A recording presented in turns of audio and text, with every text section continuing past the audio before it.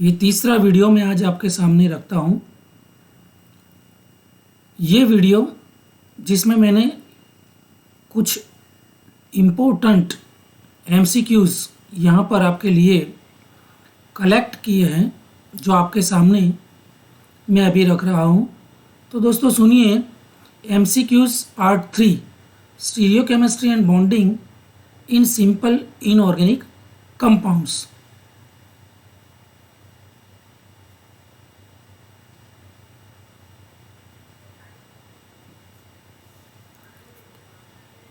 दोस्तों यहाँ पर 11वां क्वेश्चन आप देख रहे हो। क्वेश्चन है विच मॉलिक्यूल इज नॉन पोलर। यहाँ पर कुछ ABCDE ये 5 मॉलिक्यूल मैंने दे रखे हैं, जो ऑप्शन में है H2SE, फिर BeH2, PF3, CHCl3 and SO2।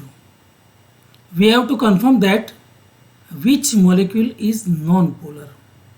Okay, तो दोस्तों इसमें से सही आंसर क्या है, कौन सा मॉलिक्यूल ऐसा है जो नॉन पोलर है। तो यहाँ पर मैंने आपके लिए कुछ हिंट दे रखी है। यहाँ पर देखिए, ये CHCl4 का मॉलिक्यूल है। जो CHCl4 जिसमें 3 Cl है, chloride ion, they are more electronegative than this carbon and this hydrogen, so it is net dipole moment दिखाता है, यानी कि ये पोलर मॉलिक्यूल है। फिर दूसरा ऑप्शन है H2SE, वो भी आप देख सकते हैं। ये भी यहाँ पर 2 नॉन बॉन्डिंग इलेक्ट्रॉन पेयर है, यहाँ पर 2 हाइड्रोजन है, so electronegativity of hydrogen is less than this SE, so it is also polar molecule. Then BeH2, okay, then PF3, ये देखिए दोस्तों, ये भी पोलर मॉलिक्यूल है।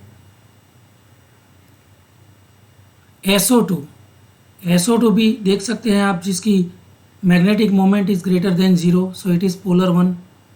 तो यहाँ पर BeH2 एक ऐसा मॉलिक्यूल है, जो मॉलिक्यूल जिसमें बॉन्ड डाइपोल जो है 2 BeH, क्योंकि ये लीनियर है, और दोनों BeH जो है बॉन्ड्स, वो अपनी पोलरिटी डाइपोल मोमेंट कैंसिल करता है, so it is no molecular polarity. ये जो BeH2 का जो मॉलिक्यूल है वो पोलर नहीं है, यानी कि दोनों बॉन्ड्स अपनी अपनी पोलरिटी को ख़त्म कर देता है, इसलिए ये नॉन पोलर मॉलिक्यूल है। तो हो सकता है सही आंसर विल बी BeH2, जो कि नॉन पोलर मॉलिक्यूल है। Question number 12, the FSF bond angle in SF6R क्या हो सकता है। SF6 itself is a octahedral geometry, और ऑक्टाहेड्रल ज्योमेट्री में FSF बॉन्ड एंगल जो है वो ये 5 ऑप्शन में से किस ऑप्शन को फॉलो करता है।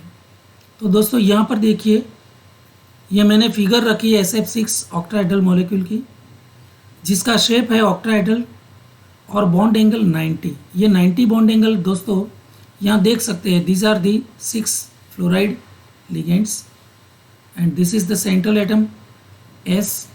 So FSF that is of 90 degree. Okay, FSF यानी कि ये सब जो बॉन्ड एंगल है FSF वो 90 एंगल वाले। सिर्फ एक ही बॉन्ड एंगल, 2 ही बॉन्ड एंगल देखिए इसमें, और दूसरा वाला FSF ये लीनियर है, ये बॉन्ड एंगल जो है 180 है। फिर दूसरा FSF ये भी लीनियर, यानी कि 180 बॉन्ड एंगल, और ये भी 180 बॉन्ड एंगल। तो दो टाइप के बॉन्ड एंगल है, FSF 90 वाले, और लीनियर जो है FSF। ऐसे 3 बॉन्ड एंगल है जो कि 180 है, यानी कि इसमें से 90 एंड 180 ऑप्शन E हो सकता है। ओके, तो correct answer is E, the FSF bond angle is in SF6 are 90 and 180. Then question number 3, a pi bond is the result of the, pi bond किसका रिजल्ट हो सकता है? Overlap of 2s orbital. दोस्तों यहाँ पर हम आपके पास की भी कुछ जानकारी है, तो overlap of 2s orbital give sigma bond, ठीक है, क्योंकि s orbital is symmetrical at any angle and at any direction, ठीक है। तो दो s ऑर्बिटल जब मिक्स होती है तो सिग्मा बॉन्ड ही फॉर्म होता है। Then overlap of s and p orbital, वो भी सिग्मा बॉन्ड देता है क्योंकि यस है। Then overlap of 2p orbitals along their axis, axis के ऊपर अगर दो p ऑर्बिटल्स जो ओवरलैप करती है वो भी on the axis, along the axis sigma bond form करती है। Side wise overlap of 2 parallel p orbitals, ये हो सकता है क्योंकि ये लास्ट वाला side wise overlap of 2s orbitals, 2s orbital sides वाला हो या फिर एक्सिस के ऊपर हो, वो दोनों सिग्मा बॉन्ड ही फॉर्म करते हैं। इसका मतलब है सिर्फ डी जो है ऑप्शन, साइड वाले जो p ऑर्बिटल्स है यानी कि अक्स के अलावा py एंड pz जो है वो पाई बॉन्ड हमें दे सकता है। दोस्तों यहाँ पर देखिए सिग्मा बॉन्डिंग, जब किसी भी p orbital along the axis या ऑन द एक्सिस ओवरलैप करती है तो सिग्मा बॉन्ड फॉर्म होता है। लेकिन ये देखिए पाई बॉन्डिंग कब होता है, तो ये साइड वाले जो py and pz orbitals when they overlap to give the pi bond, ठीक है। तो इसी हिसाब से ये डी वाला ऑप्शन सही आंसर हो सकता है। Then question number 14, a triple bond contains sigma bonds and pi bonds। Triple bond, दोस्तों आप एमएससी में पढ़ाई कर रहे हो तो आपको ये जानना जरूरी है कि ट्रिपल बॉन्ड जो है, फॉर एग्जांपल यहाँ एसिटिलीन का मॉलिक्यूल मैंने बताया है, ये एसिटिलीन का मॉलिक्यूल जिसमें ट्रिपल बॉन्ड है, तो इसमें ये ट्रिपल बॉन्ड में कितने सिग्मा बॉन्ड है, यानी कि बीच वाला एक ही सिग्मा बॉन्ड हो सकता है, बाकी के दो जो है वो पाई बॉन्ड ही हो सकता है। यानी कि ट्रिपल बॉन्ड में दो पाई बॉन्ड और एक सिग्मा बॉन्ड, यानी कि ऑप्शन डी एक सिग्मा बॉन्ड और दो पाई बॉन्ड हो सकते हैं। अब ये लास्ट वाला question, the perchloric acid molecule contains. दोस्तों हमें यह जानना जरूरी है कि परक्लोरिक एसिड मॉलिक्यूल जो है उसका स्ट्रक्चर कौन सा है। तो यहाँ पर हिंट देने के लिए मैंने आपको ये मॉलिक्यूल का स्ट्रक्चर यहाँ पर दे रखा है। ये central atom that is Cl, उसके सराउंडिंग में ये 4 ऑक्सीजन एटम्स और एक oxygen atoms is bonded with this hydrogen, okay.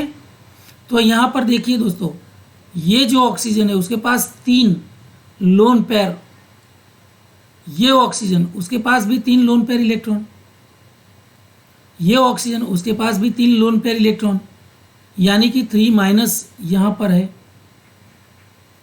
तो जाहिर है यहाँ पर ये ऑक्सीजन के पास क्योंकि ये हाइड्रोजन के साथ बॉन्डेड है तो इसके पास 2 ही है।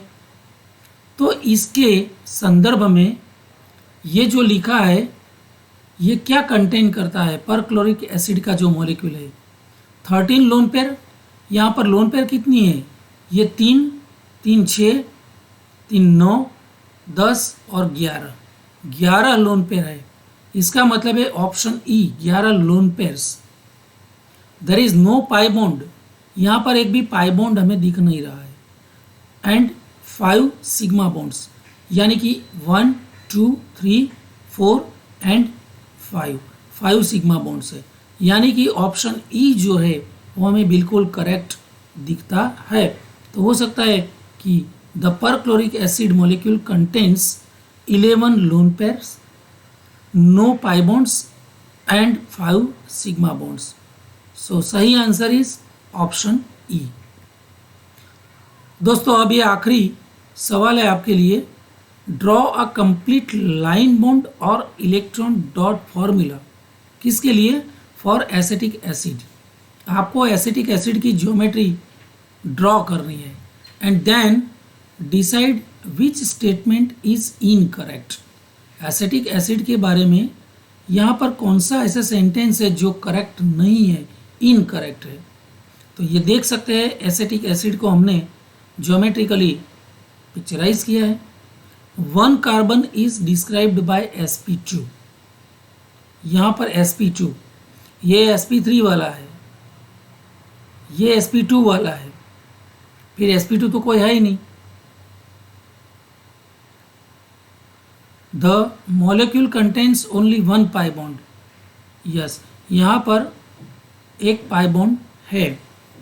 The molecule 1 carbon is described bye sp2। तो एक कार्बन जो है ये वो sp2 है, ये sp3 है।